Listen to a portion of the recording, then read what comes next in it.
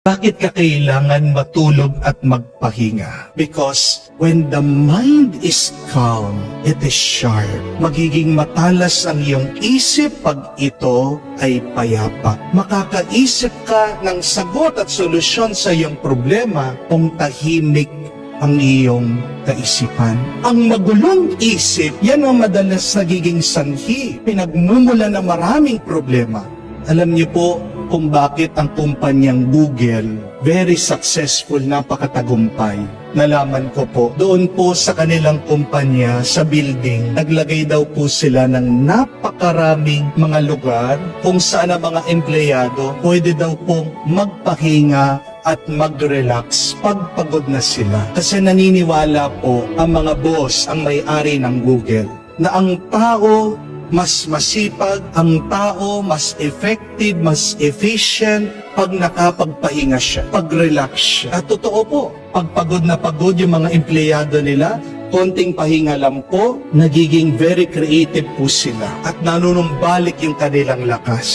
Kaya nga po, pag kayo ay binabagyo ng napakaraming problema sa iyong buhay, tandaan niyo po yan, ang unang-unang gawin mo ay matulog at magpahinga. Kasi tandaan niyo po, merong mga problema na mawawala kung hahayaan mo lang sila. Merong mga problema na siya mismo sasagutin niya ang kanyang sarili. Merong mga problema na kahit na wala kang gawin, yan ay mawawala at lulubayan ka. Matulog ka pag meron kang problema.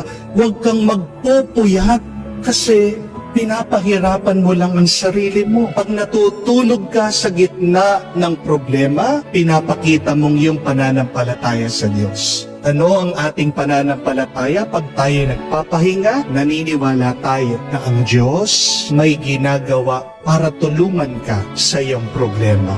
Amen? But secondly, when problems come without warning in our life, be still. Ano po ang sabi sa Biblia? Sabi po ng Diyos, be still and know that I am your God. Be still, be silent, and I will fight for you. Paano ka ipaglalaban ng Diyos kung hindi ka mapakali? My dear friends, do not waste your energy trying to control what you cannot control. Huwag mong sasayangin ang iyong lakas.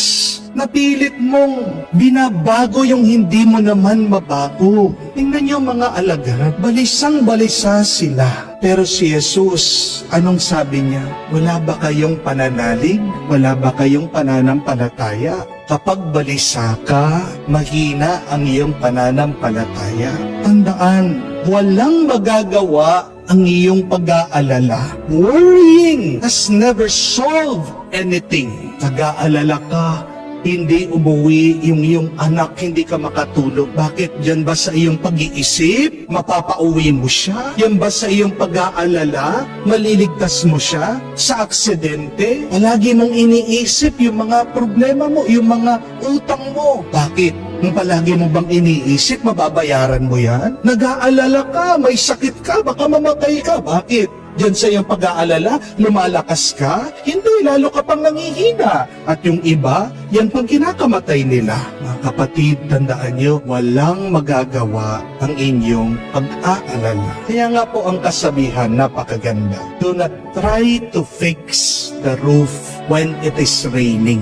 Subukan mong umakyat sa bubungan. Habang umuulan, ayusin mo yan. Ano mangyayari sa iyo? Mas maaksidente ka, mas masasaktan ka, mahuhulog ka, madudulas ka, kawawa ka. And do not change course when you're in the middle of the storm. Dahil kung ipipilit mo ang iyong sarili, nasa gitna ka ng sakuna, baka lumubog ang iyong bangka. Kung wala kang magagawa, hayaan mo muna. Kung wala kang magagawa, hayaan mo ang Diyos. Huminto ka muna. Be still. Tandaan niyo po ito, walang bagyo ang nagtatagal. Hindi po ba? Sana huwag kang magsasawa na manalig sa Diyos. Huwag mong hahayaan na pagurin ka ng bagyo mo, ng problema mo. Hayaan mo ang bagyo siyang magsawa sa iyo, but not the other way around. Hindi dapat ikaw ang magsawa. Hindi dapat ikaw ang umalis. Ang bagyo dapat ang umalis. Sabihin mo, nauna ako dito. Ginawa ko ng Diyos. Ang bagyo, ang problema, isipin nyo, bisita lang yan, nakikidaan lang yan, hayaan mo na umalis. Pangatlo at kahuli-hulihan, kung biglaan na dumating ang problema, humawak ka, kumapit ka, hold on to something. Kapag malakas ang bagyo, para hindi ka tangayin, kailangan meron kang kapitan. At ganyan din po sa problema. Pero may kasabihan tayo, ang taong gipit sa patalim kumakapit. Hindi naman dapat Di po ba? Baguhin natin ang kasabihan na yon. Ang taong nagigipit sa Diyos dapat kumakapit. Amen? Ang tanong, saan ka kumakapit? Oo, pwede kang humawak sa pera, pero mauubos yan. Pwede kang kumapit sa iyong mga kaibigan, pero minsan nagbabago ng ugali yan. Pwede ka rin naman kumapit sa pamilya, pero minsan nagsasawa din sila, nawawala ang kanilang pagmamahal sa iyo. Unang-una dapat nating kapitan ay ang Diyos, lalong-lalo na ang ating pananalangin sa may kapal. Dahil ang Diyos hindi magsasawa na magmahal at tumulong sa atin. Amen? Tandaan niyo po, huwag kang magpapatangay sa mga bagyo ng iyong buhay. At kung man tinangay ka ng bagyo, sana wag mo naman isama yung ibang tao. Ang mas maganda nga, dapat itangay natin ang mga iba sa kapayapaan, hindi sa kaguluhan ng ating buhay. Whenever the storms in your life drags you, please do not drag other people. It is better for you to drag people to the peace of God. Amen? Hope in the Lord. Ano pong ibig sabihin ng hope? H-O-P-E. Hold on, problem ends. Ang ganda po.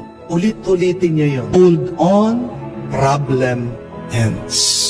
Napakagandang aral at paalaala sa atin. Kung meron man sakuna, bagyo o problema na binibigay ang Diyos sa atin, ito ay hinahayaan niya kasi isa din yan daan para sa ating tagumpay at para sa ikabubuti ng ating buhay. Remember that when God gives us this storm, it is to clear our path. God never allows storms in our life so that we can drown and die. Mahal na mahal tayo ng Diyos. Bakit tayo hahayaan na mamatay ng Panginoon? Tayo lang naman ang mahina at pananampalataya. Tandaan natin, ang mga problema at mga bagyo na pinapadala ng Diyos ay tulong sa atin para hawiin ang mga hadlang para sa ating pagpapala. Kaya sa susunod na makaranas ka ng sakuna at problema sa iyong buhay, itong tandaan mo. Kung man nalugi ka sa business, ang sinasabi ng Diyos sa iyo, hindi para sa iyo ang negosyong yan. May mas magandang negosyo para sa iyo. Kung man hindi ka pumasa sa interview mo sa Canada o kaya sa Amerika, ang sinasabi ng Diyos, hindi ka para dyan. Para ka sa Europe. Kung man ikaw ay iniwan ng iyong asawa o boyfriend, ang sinasabi ng Diyos, bigyan mo muna ng panahon ang iyong sarili para maging masaya. Mag-enjoy ka. Kasama ng iyong mga kaibigan, kasama ng iyong mga anak. Hayaan mo yung boyfriend mo, yung iyong asawa. Kung man may sakit ka, biglaan na dumating, ano sinasabi ng Diyos sa iyo? Bigyan mo naman ng oras ang iyong sarili, manatili sa bahay. Makipag-close ka naman sa iyong pamilya. Maging close ka naman sa akin, binibigyan kita ng oras at panahon. Remember, my dear friends, that each storm brings with it a blessing for us. And the good news is, in the midst of the storm, God is there present, our true blessing. Kaya mga kapatid, huwag mong iiwasan ang mga bagyo mo sa buhay. Hahabulin ka niya. Harapin mo na may tapang, na may lakas ng loob, na may pananalig sa Diyos. Pero ang pinakamagandang gawin kung biglaan na dumating ang mga sakuna, mga bagyo at problema sa ating buhay, una, matulog ka, magpahinga ka, sleep. Pangalawa, huminto ka, be still, at maniwala ka, pinagtatanggol ka ng Diyos. At pangatlo, kumapit ka, humawak ka sa Panginoon. Hold on, problem ends. Umasa ka sa Diyos.